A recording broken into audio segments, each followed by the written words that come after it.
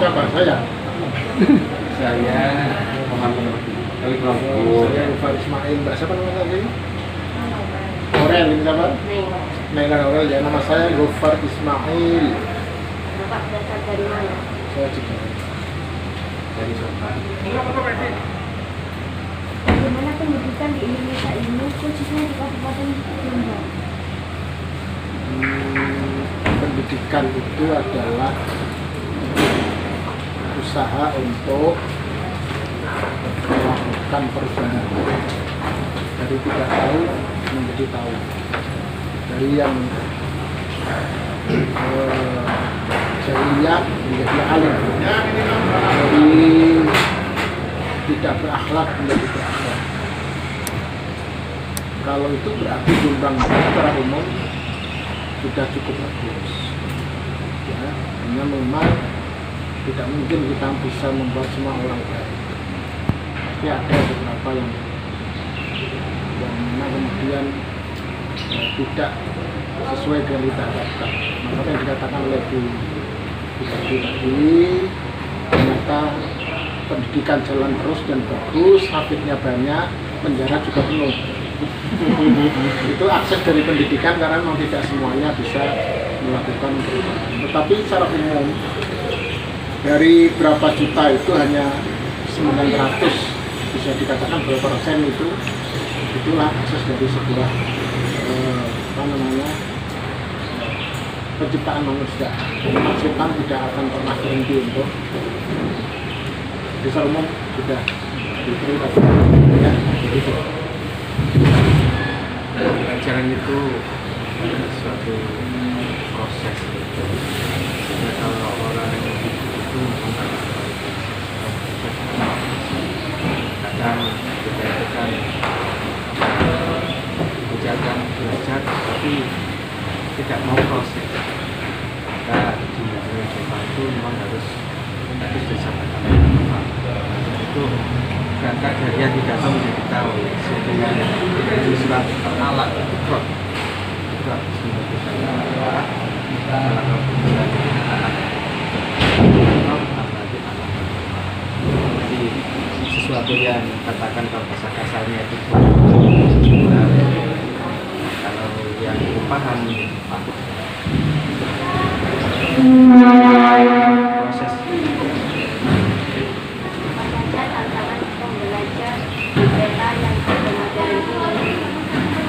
Tantangannya ada 3 menurut saya ya.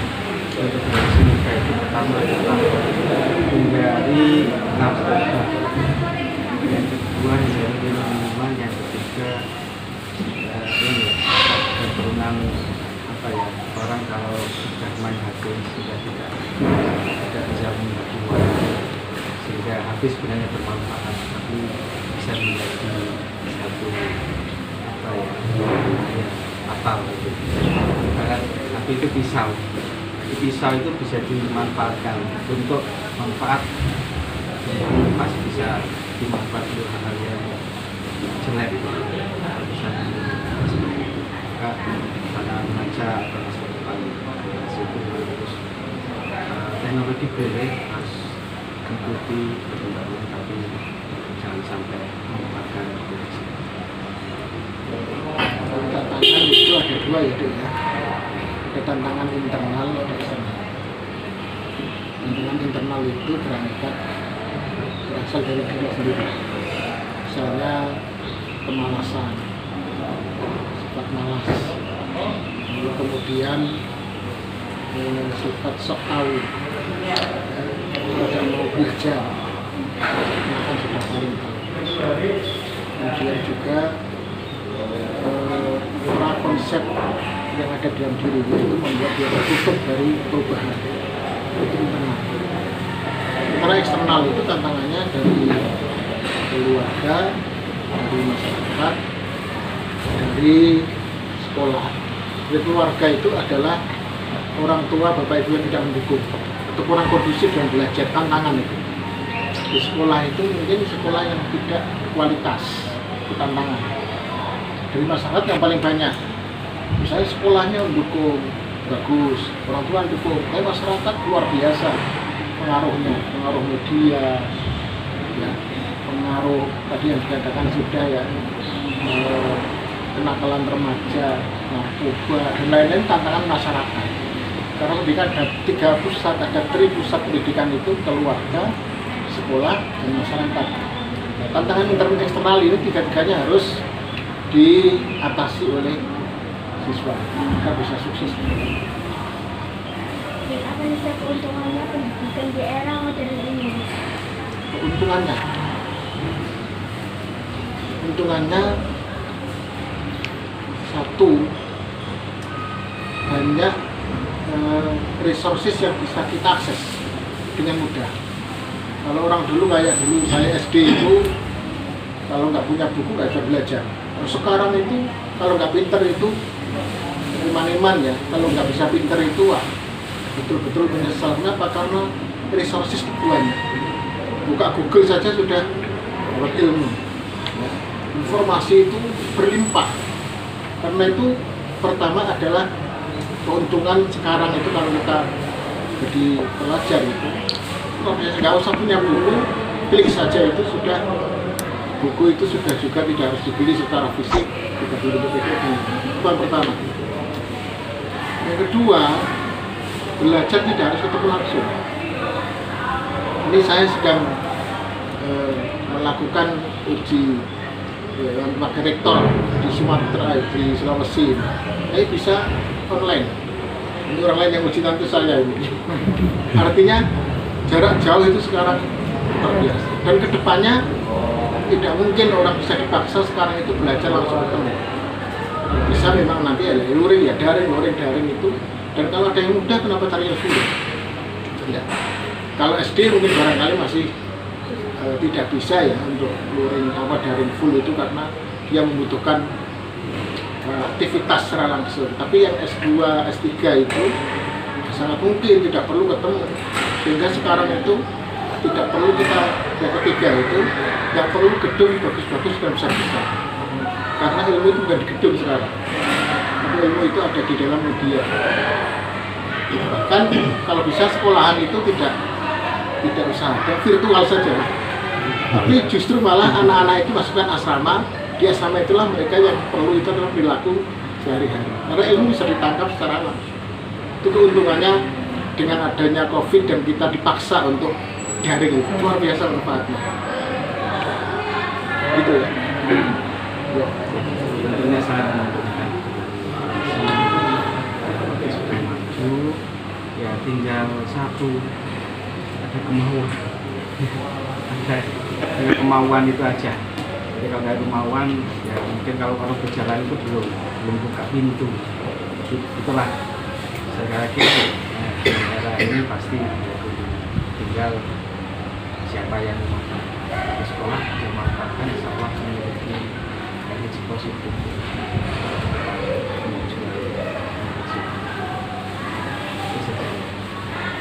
Bapak seberapa penting guru harus mengaplikasikan teknologi dalam proses pembelajaran? Sangat penting. Memang itu tuntutan guru ya. Jadi guru itu kan agen absen. Jadi kalau gurunya saja tidak, ya bagaimana siswanya. Itu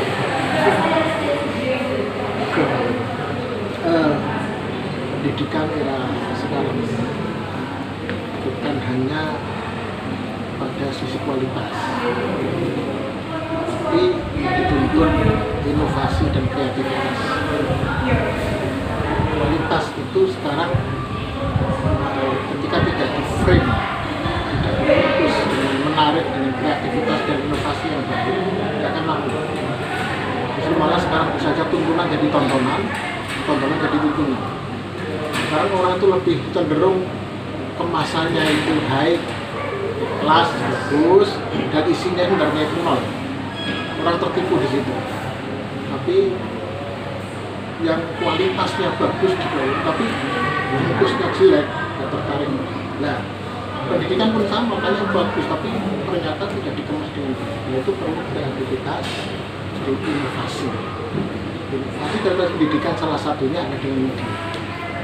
Media itu akan memberikan sebuah peluang tapi sekaligus tanah gitu ya.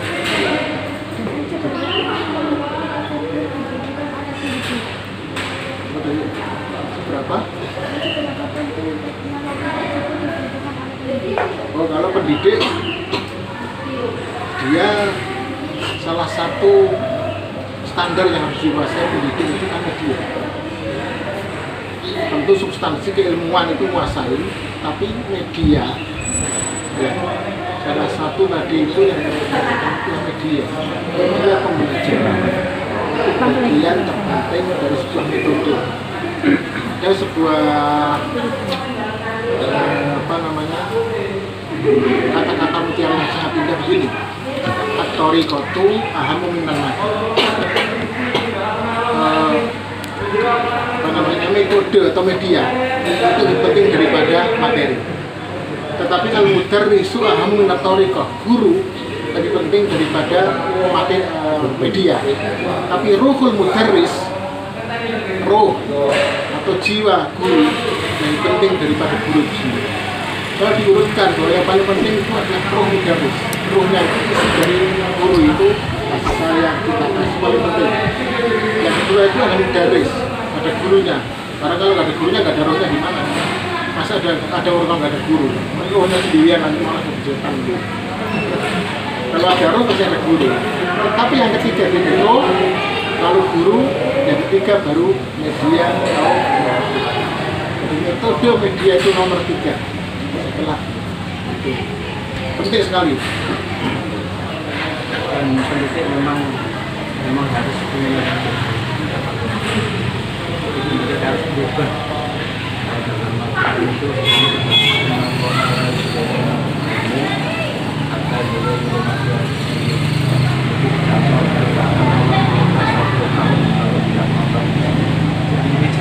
pendidik harus berubah caranya ya.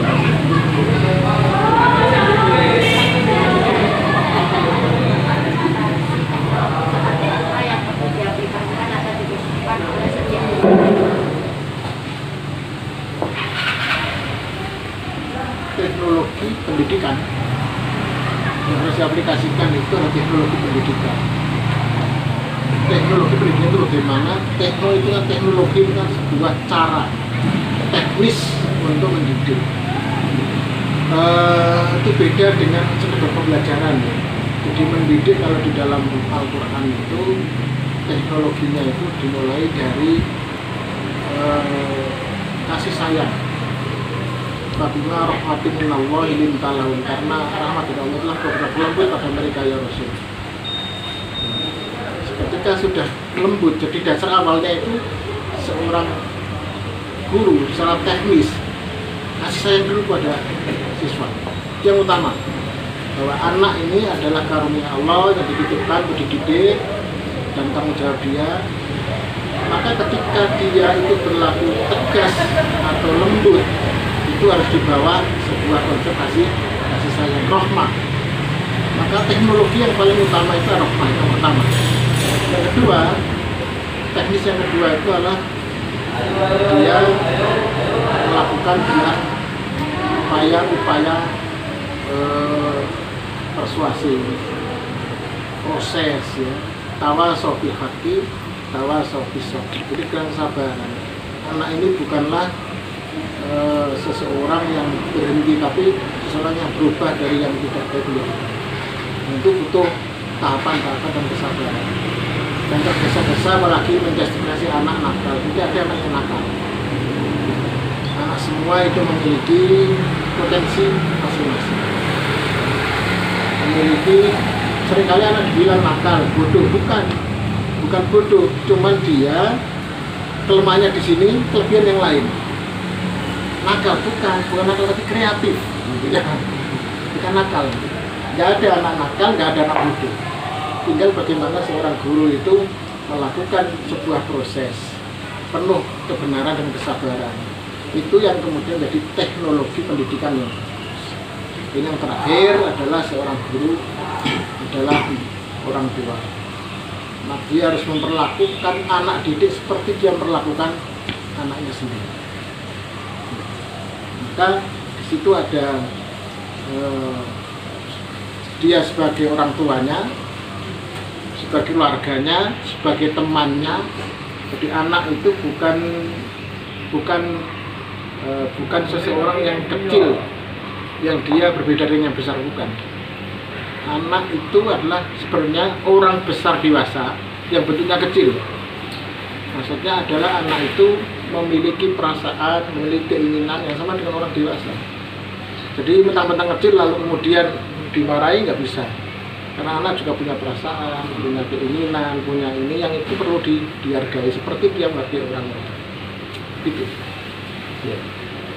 Jadi konsep dasar itu manusia itu kan punya potensi. Jadi potensi itu yang harus dikembangkan. Potensi secara rohaninya dan potensi secara jasmani itu harus satu. Jadi kalau ini manusia itu bisa berubah, kalau ini manusia ini maju, pikir, maka ya potensi yang ada pada diri kita sudah biasa. Itu kan merupakan rahmat tinggal manusia. Kalau potensi itu luar biasa. Diteruskan. Itu yang kami tekankan. Jadi potensi itu menjadi kekuatan yang luar biasa. Siapapun manusia itu punya ada kesempatan untuk maju.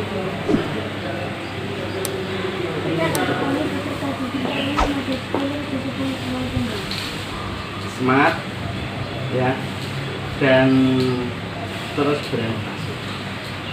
Saya selalu istiqomah dalam belajar. Kata untuk kaki Muhammad jelas mengeluarkan kaki Luar biasa, jos ya, dan semangat. Terima kasih Bapak Sudano meluangkan waktunya untuk kami.